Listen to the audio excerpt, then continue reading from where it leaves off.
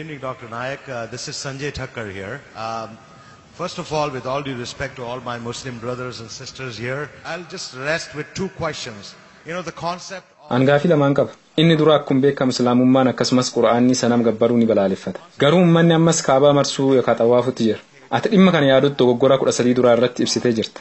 Yeroo sanitti anas hin turre. Gaafiin kee kan duraa kan inni lammataa dhimma azaanaatiin wal qabata.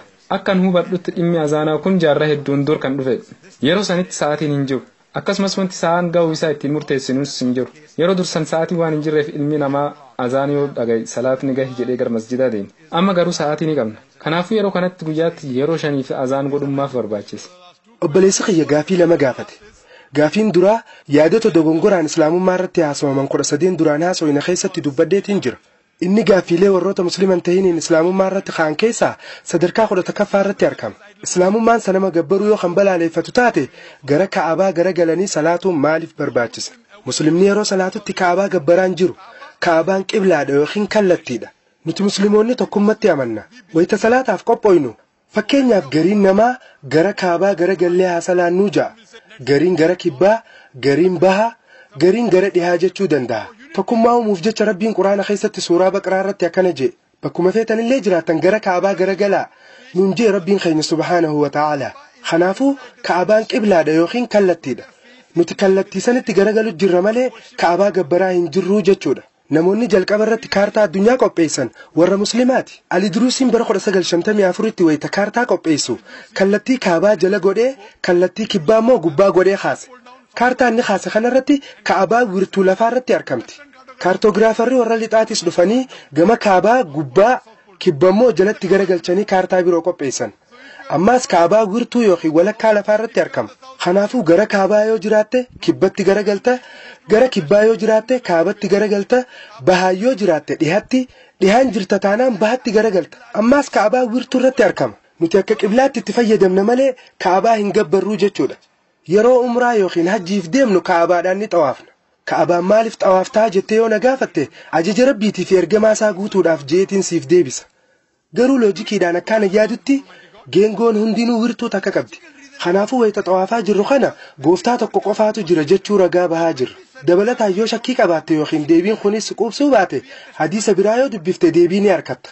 Sahih Bukhari mujallada lammaffaa kitaaba hajjii boqonnaa 56 hadiisa lakkoofsa 675 irratti khaliifaa lammaffaa ummata muslimaa kan ta'an Umar ibn al-Khattab gara Hajar al-Aswad yookiin dhagaa gurraachaa qubaana keekuudhaan akkana jedhe. Na hin fayyadus na hin miidhus. Garuu waan nabiin keenya sallallahu alayhi wa sallam dhungataniif qofaan dhungadha je'ee dubbate. Jechi Umar dubbate kun musliimoonni Kaabaa gabbaruu dhabuu isaaniitiif ragaa gahaadha. Dabalataan ammas bara rasuulaatti sallallahu alayhi wa sallam sahaabota keessaa nama Kaabaa tana gubbabbahee azaana godheetu jira.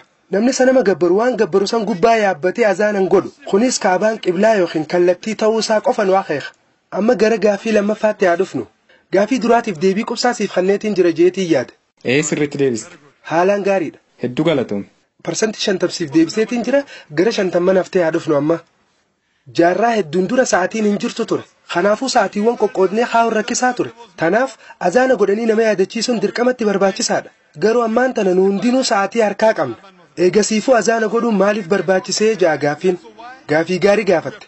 Sababaan azaanamuuf hedduutu jira. Inni duraa nama hundatti sa'aatiin gahuu isaa ibsuudhaafi. Mee wanta kanaaf himi. Yeroo qormaataa barataan hundinuu sa'aatii harkaa qaba. Haa ta'u malee yeroo sa'aatiin geesse barsiisaan bilbila ni bilbila.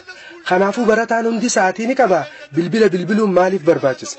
Wanti kana godhuun barbaachiseef sagantaan duraa dhumatee tan lammaffaa seenuu isii agarsiisuudhaaf nama achi jiru yaadachiisuudhaafi jechuudha. Ammaan tana sa'aatiileen gurguddoon magaalaa keessatti ni argamu. Akkasumas bilbilli yookiin beel gurguddaan ni jira. Yeroo sanitti nabiin keenya sallallahu alayhi wa sallam bilbilli gaarii miti jaanii didan. Warri kiristaanaa bilbila qaban. Amantiin biraa ammaas dibbee qaban. Rasuulli sallallahu alayhi wa sallam dibbeenis bilbillinis gaarii miti. Hin ta'u jaanii didan. Sahabaa keessaa namni tokko sagalee namaa osoo fayyadamnee hoo je'ee rasuulaaf yaada kana dhiyeesse. Waan kana rasuulli sallallahu alayhi wa sallam jaalatanii fudhatan. Bilbilaa fi dibbee fayyadamuurra sagalee namaa fayyadamuun gaarii tahee argame. Azaanni keenyaas dhaamsa qaba. Bilbilli garuu dhaamsa garagaraa qaba. Fakkeenyaaf bilbilli mana barumsaa yoo barbaanne sagantaan dhumachuu ibsuudhaaf. Yoo feene ammaas sagantaan jalqabuu isaa ibsuudhaaf. Dhaamsa biraa ammaas ibiddi ka'ee jira dheeyisaa jechuudhaaf.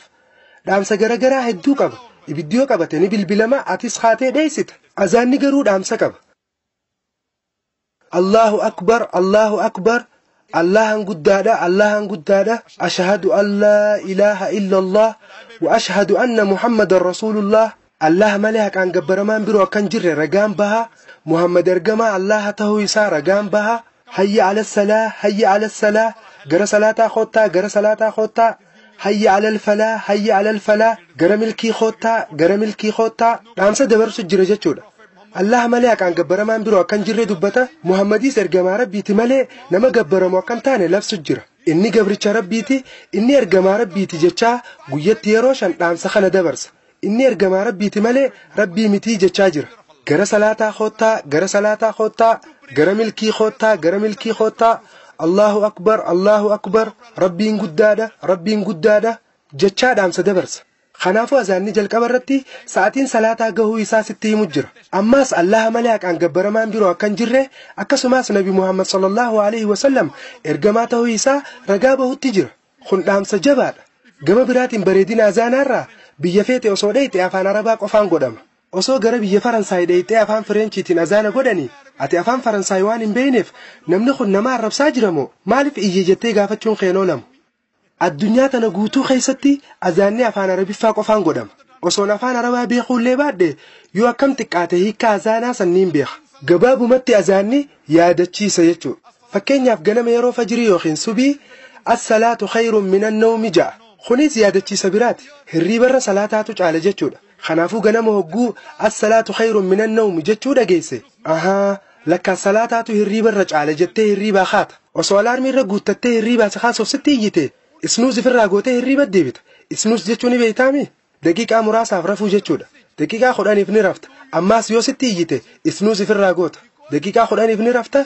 ammaas yoo sitti iyyite isnuus ifirraa goota daqiiqaa 10 garuu dhaamsi as-salaatu khayrun minan nawmi jookhun salaata ganamaa qofaaf tajaajila kanaaf dhaamsa qaba jechuudha osoo sa'aatii huu qabaatte sa'aatii ilaaluun sin barbaachisu azaanni nuu siyaama sababni isaa nuti salaata jamaa'aan salaatu waan qabnuuf nabiin keenya jaalatamaan sallallahu alaihi wasallam akkana jedhe hadiisa bukaarii keessatti akka ibsametti jamaa'aadhaan salaatuun sawaaba hanga sadarkaa 27 nama argamsiisaa ja'a kanaafuu azaanni salaanni jama'aa jalqabuuf akka deemu tahuu isaa nu yaadachiisa akkuma azaana dhageesseen salaanni jama'aa daqiiqaa 20 booda akka jalqabu waan beektuuf wudu'a godhattee if qopheessitee gara masjiidaa deemta yoo azaanni hin jiraanne namoonni hedduun osoo sa'aa if harkaa qabanii sa'aan salaataa gahuu sii quban qaban akkuma beekamu sa'aan salaataa ni jijjiirama arra sa'aa meeqatti aduun akka seentu hin beeku obboleessoo ati ni beektaa ganama aduun mumbaay sa'aa meeqatti akka baatu ni beektaa namoonni hedduun as jiran kun yaada dimshaashaa qofa sirraan fudhatan ati nama saayinsiiti sa'aas ni qabda yeroo azaana dhageessetti